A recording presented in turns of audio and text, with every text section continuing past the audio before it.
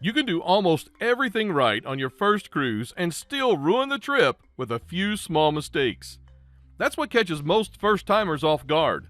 Not the big disasters, the little decisions that create stress, waste money, and make the whole cruise feel harder than it should. And experienced cruisers avoid them almost without thinking. Number 12. Getting to the port with no margin for delay.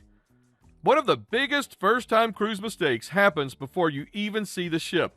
A lot of people plan embarkation day too tightly. They book a flight that lands the same morning, assume the airport will run smoothly, assume traffic will behave, and assume they can move from baggage claim to terminal without any real friction. That works until one delay triggers another. Then the whole start of the trip becomes stress. Cruises are not like hotels. If you arrive late, the ship does not care that your flight was delayed or your taxi took the wrong exit. The ship leaves when it leaves. That's why experienced cruisers treat embarkation day like a deadline day, not a casual travel day. What they do differently is simple. They build margin into the plan. If flying is involved, many arrive the day before and stay near the port. Even if they're driving, they still leave more room than they think they need. They understand that calm is part of the strategy. And even when everything goes right, that extra margin still helps. You're not dragging your suitcase through the terminal already frustrated. You're not boarding in a bad mood. You're not starting the trip feeling like you escaped disaster by 5 minutes. First-timers often think this sounds too cautious. Experienced cruisers know it's the opposite. It's one of the smartest ways to protect the whole trip before it even begins. A smooth cruise usually starts with a boring, easy embarkation day, and that is exactly the point. Number 11. Putting the wrong things in checked luggage. Another first-timer mistake is treating cruise luggage the way people treat hotel luggage. They check the big bag, hand it over, and assume they'll see it again soon enough. Then they board the ship, head to the buffet, walk around for a bit, and suddenly realize they packed all the important day one items in that bag that still has not arrived. That's where the problems start. No medication, no chargers, no swimsuit, no sunscreen, no clean shirt if travel was messy. Sometimes not even basic toiletries. And if the luggage takes longer than expected, the first few hours on board stop feeling exciting and start feeling inconvenient. Experienced cruisers handle this very differently. They assume their checked bag is going to be delayed, even if it probably will not be. So they pack a carry-on like it actually matters. That bag usually holds travel documents, medicine, valuables, phone charger, swimwear, sunscreen, and at least one change of clothes. Some also keep a small amount of anything they would need before dinner. This is not about overpacking. It's about protecting the first day. Cruise lines move thousands of bags in a short window, and your suitcase is not arriving by magic. It has to be sorted, screened, moved, and delivered. The experienced cruiser mindset is simple. If you need it before the evening, do not put it in a checked bag. That one habit makes boarding feel smoother, keeps your mood steady, and stops a very fixable luggage mistake from spilling into the rest of the trip. Number 10. Leaving the luggage tag exposed too early. This one catches a lot of first-timers because it seems harmless. They print the cruise luggage tag at home, attach it right away, and think they're being organized. But if that tag is exposed before you actually reach the port, it can become a problem long before your suitcase gets anywhere near the ship. Think about the full journey. Airport check-in, baggage belts, taxi trunk, hotel storage, sidewalk handling. A paper cruise tag can get bent, wet, torn, or ripped off completely. And if that happens, your luggage becomes harder to identify and slower to process once you reach the terminal. That's the kind of small mistake that turns into a very annoying start. There's also the privacy side. Some people don't love the idea of walking through airports, hotels, and public pickup areas with their name and cabin information clearly visible on the outside of the bag. Experienced cruisers know the tags are usually just paper, and they're not built for rough handling. So they either wait until they're close to the port before attaching them, or they use a plastic luggage tag holder made for cruise tags. That's the smarter move. It protects the paper, keeps the barcode readable, and makes the whole setup more secure. Now, this is one of those details first-timers overlook because it seems too small to matter, but experienced cruisers pay attention to it because they know small travel mistakes are often the ones that create the first layer of chaos. Number 9. Booking the cheapest cabin without checking what's above, below, or around it. A lot of first-time cruisers think cabin shopping is mostly about price and deck number, ocean view or balcony, lower deck or high deck, midship or forward. But one of the biggest mistakes is booking the cheapest cabin that looks fine on paper without studying what is actually around it. This is where people get surprised. A cabin under the pool deck can mean early morning scraping sounds, footsteps, and furniture movement before you're ready to wake up. A cabin above a theater, nightclub, or busy venue can carry noise later into the evening. One near service areas, elevators, or crew access doors can have more traffic and more interruption than expected. And none of that shows up clearly in the sales photo. Experienced cruisers don't just look at the cabin itself. They study the deck plan. They want cabins with other cabins above and below when possible. They pay attention to public spaces, noise sources, and traffic flow.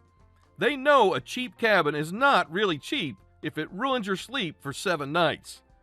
This matters even more on a first cruise because you're still adjusting to the ship, the motion, the sounds, and the rhythm of life on board. A badly placed cabin can make the whole trip feel more tiring than it should.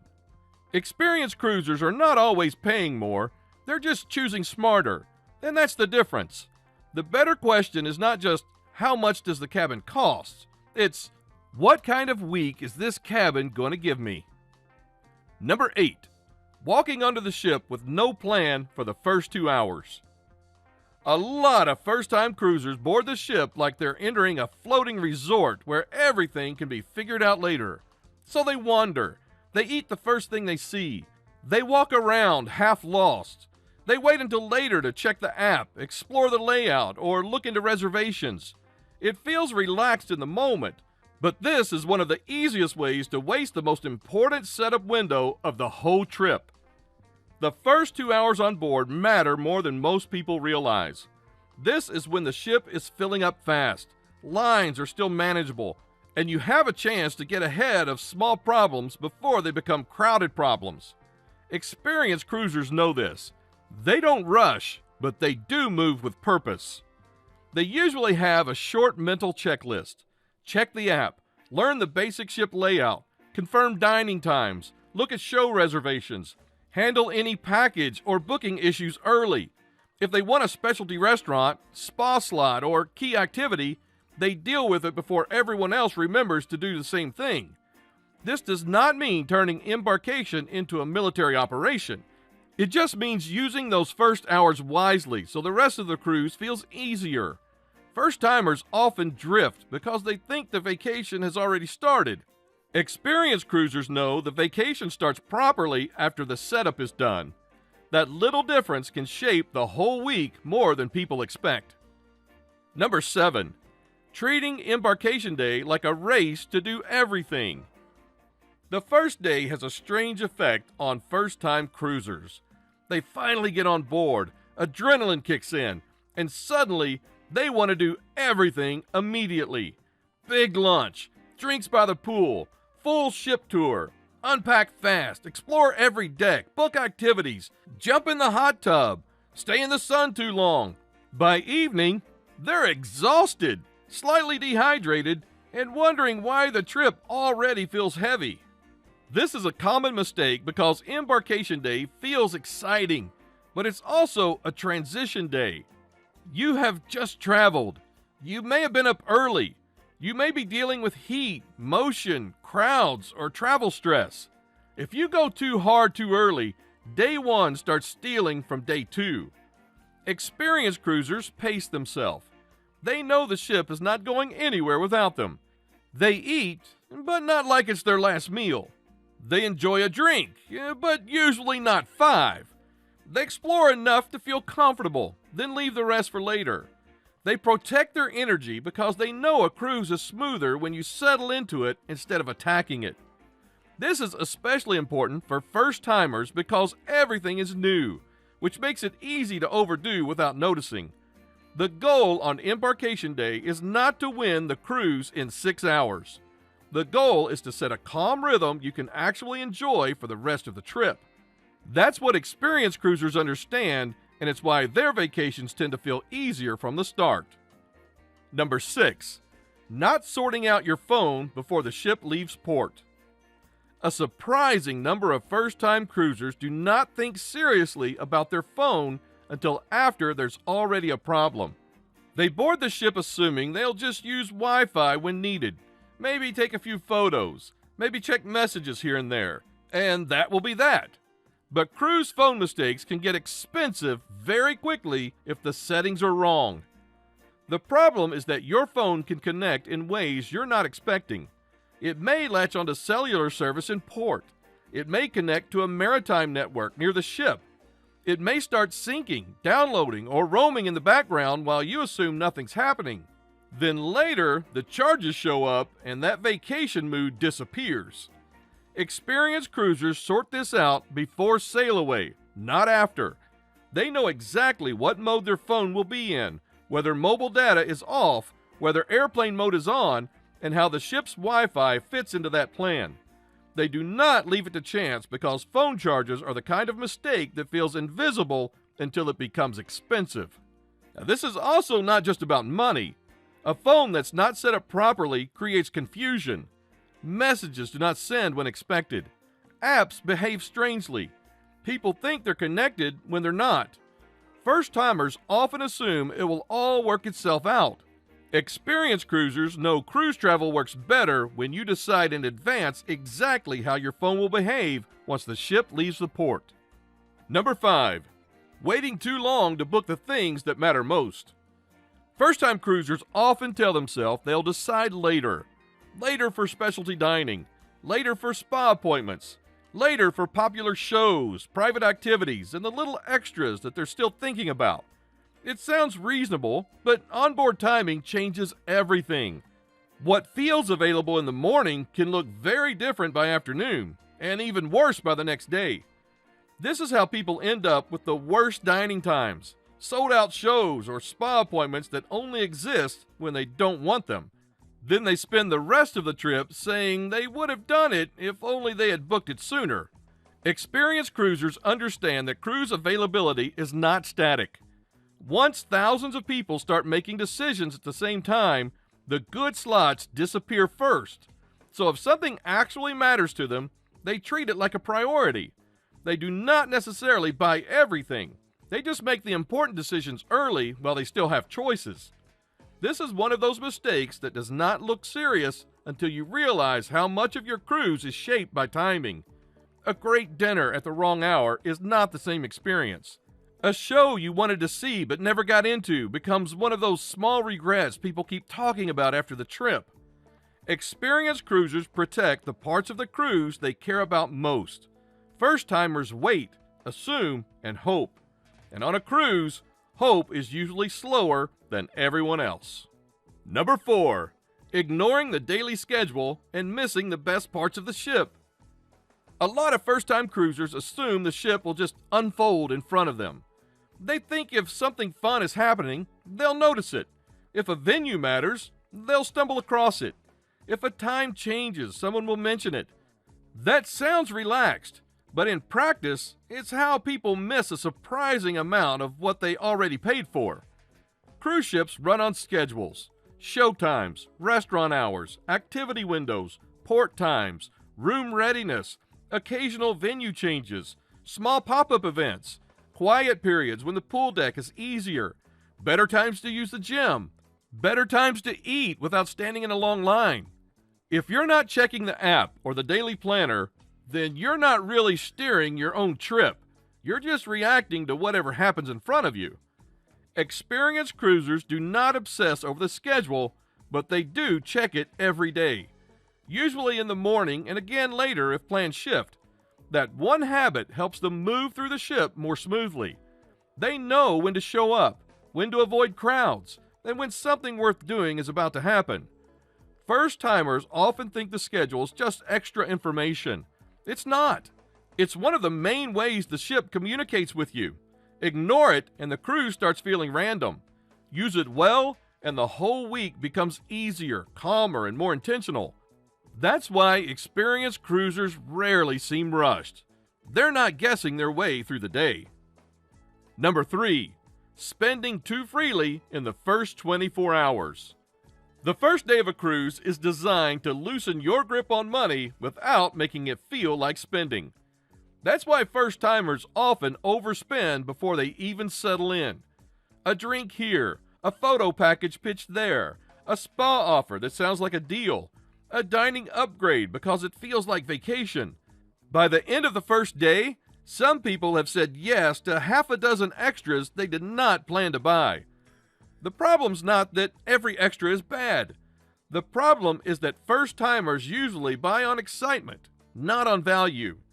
They're still figuring out the ship, still learning what's included, and still in that mood where everything feels special because it's new. And that makes it very easy to agree first and think later. Experienced cruisers slow down.